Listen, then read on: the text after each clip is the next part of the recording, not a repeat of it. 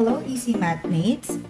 Welcome again sa ating panibagong lesson, Lesson 4.3, Multiplication of Integers.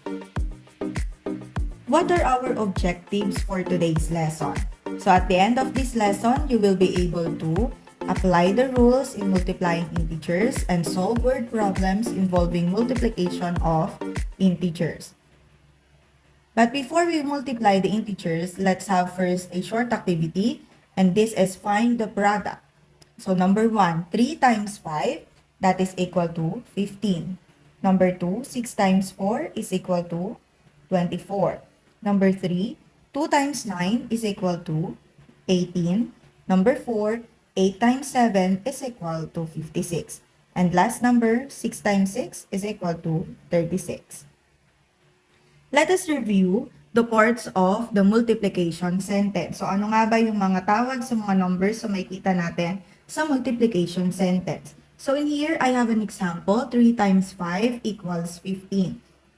So the first number in the multiplication sentence is what we call the multiplicand. Multiplicand is the number being multiplied. The multiplier tells how many times the multiplicand will be multiplied. And the result obtained in multiplication is what we call the product. So, ang sagot po sa multiplication sentence ay tinatawag na product. Of course, the sign in multiplication is what we call the times sign or the multiplication sign. What is multiplication? Ano nga ba yung pagkakaalala ninyo tungkol sa multiplication?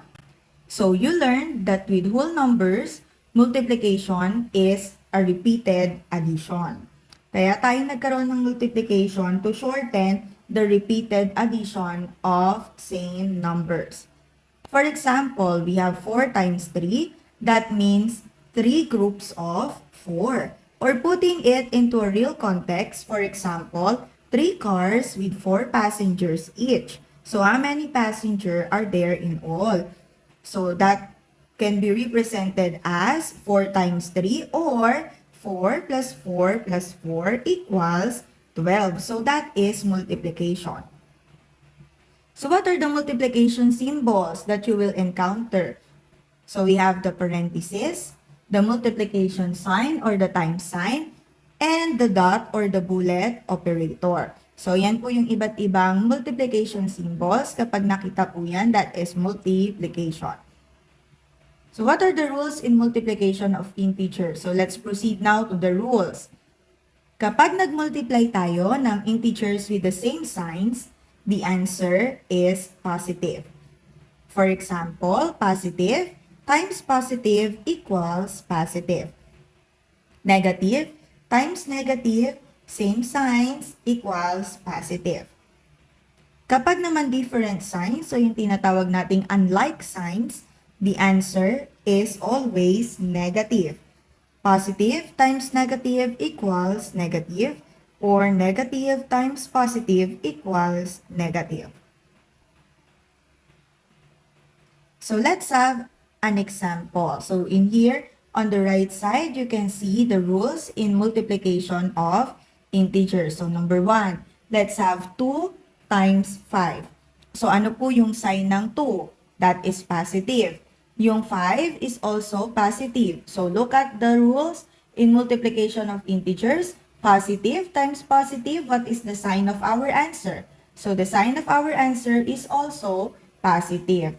Pareho po ng sign yung ating pinag-multiply. So 2 times 5, the answer is positive 10. Number 2, negative 4 times positive 6. The sign of the first integer is negative. The second integer is positive. Let us look at again the rules in multiplication of integers. Negative times positive, pareho po ba ng sign or magkaiba? So magkaiba. That is negative. So ang sagot natin, ang sign ay negative dahil magkaiba ng signs yung integers na minultiply natin. So let us answer. Negative 4 times positive 6, the answer is negative 24. Number 3, 7 times negative 8. So what is the sign of the first integer? That is positive. The second integer is negative. So again, magkaiba, different signs. So the sign of our answer is negative. So what is the answer here? 7 times negative 8. Our answer is negative 56. Number 4, negative 5 times negative 9. So dito po, the first integer is negative. The second integer is negative. So pareho ba ng sign yon o magkaiba? Okay, pareho ng sign, same sign. So what is the sign of our product? So the sign of our product or the answer will be positive. Now, negative 5 times negative 9, what is the answer? That is positive 45. How about if you are going to multiply 3 or more integers? So, paano pag madaming mga integers na yung minumultiply? So, what are the rules? If the number of negative signs is an even number, the sign of the product is positive. If the number of negative signs is an odd number, the sign of the product is negative. So, let us recall, what are the even numbers? So, the even numbers are 2, 4, 6, 8, 10, and so on and so forth. How about the odd numbers? So the odd numbers are 1, 3, 5, 7, 9, and so on and so forth. So let us give an example. Number 5, we have here negative 1 times positive 3 times positive 7. So sabi dito, we will count the negative signs. So ilan ang negative natin in example number 5? So we have 1. Kaya yung 1 ba ay even or odd number? Okay, that is an odd number. So we will follow rule number 2. If the number of negative signs is an odd number, the sign of our answer or the product is negative. So isa lang yung negative natin, therefore ang sign ng sagot ay negative. So let us multiply. 1 times 3 is equal to 3.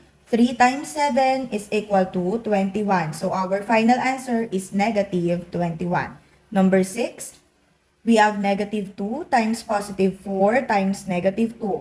Ilan po ang ating negative numbers in example number 6? So we have 1 and 2. So 2 is an even number, therefore the sign of our answer is positive. So let's multiply. 2 times 4 is 8. 8 times 2 is 16. So our final answer is positive 16. Number 7, negative 3 times negative 5 times negative 4. So dito, ilan ang negative natin? So we have 1, 2, and 3. Tatlo ang negative, that is an odd number. 3 is an odd number. Therefore, the sign of our answer is also negative. 3 times 5 is 15. 15 times 4 will give us 60. So the final answer is negative 60.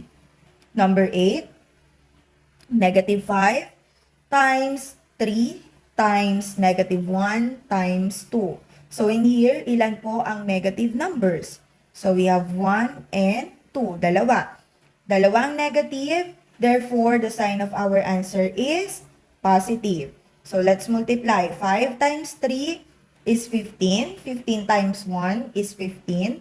15 times 2 is 30. Therefore, the answer is 30. Positive 30. Last example, we have negative 2 times negative 6 times negative 4 times negative 1. So dito, ilan po ang ating negative numbers or integers? We have 1, 2, 3, and 4. So lahat yan ay negative. 4 negatives. 4 is an even number. Therefore, the sign of our answer is positive. So let's multiply. 2 times 6 is 12. 12 times 4 is 48. 48 times 1 is 48. Therefore, the final answer is positive 48.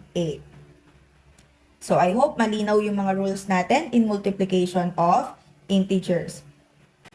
So, try to answer this one without looking at the next slide. Find the product of the following integers.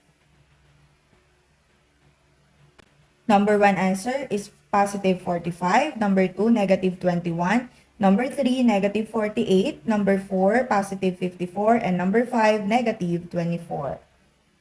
Let us have word problems involving multiplication of integers. Problem number 1. For each late arrival in class, a student gets 2 demerits. Maria arrives late in class for the 5th time since the school year started. How many demerits has she received? So let us look at the given from the problem. So the first given here is 2 demerits. And then, Maria arrives late in class for the 5th time. So 5 pagkakataon. Okay, na late daw si Maria. For each late arrival, that is equal to 2 demerits. So the question is, how many demerits has she received? So ilan daw lahat ng mga demerits na natanggap niya? So sabi po, for each late arrival, that is equal to 2 demerits. Ang demerits po ay negative, therefore, we will represent it as negative 2. Maria arrives late in class for the 5th time. So 5 times na siyang nalilate. So ilan po kaya yung demerits niya for 5 days or 5 times na na-late siya since the school year started. So the negative 2, the 2 demerits, we will multiply it by 5. So the answer will be negative 2 times positive 5 is negative 10 demerits or 10 demerits. Problem number 2. Problem number 2. Joff has 25 peso coins in her coin purse. If her niece took 5 of the coins, how much has been taken away? So dito, ang given po ay yung 25 peso coins. And then, if her niece took 5 of the coins. So pag sinabi nating took, kinuha. So that is negative. Ibig sabihin na ibawas doon sa pera ni Joff. So we will multiply 5 pesos by negative 5. Kasi po sabi dito, her niece took 5 of the coins. 5 pieces of the coins. So ang tanong, how much has been taken away? Magkano daw ang naibawas or nakuha nung kanyang pamangkin sa pera niya? Okay, so that is positive 5 times negative 5 will give us negative 25. Okay, or 25 pesos. Last problem. Mark can type 45 words per minute. How many words can Mark type in 30 minutes? So 45 words ang kayang i-type ni Mark per minute. So gaano daw po kadami ang kanyang kayang i-type in 30 minutes? So we will multiply 45 times 30. Okay, so let's multiply. 5 times 0 will give us 0. 4 times 0 is also 0. Next digit, we will multiply 5 times 3, that is 15. Bring down 5, carry 1. 4 times 3 will give us 12 plus 1 is 13. Now let us add. So the answer is 0. 0 plus 5 is 5. Bring down 3, bring down 1. So the final answer is 1,350 words.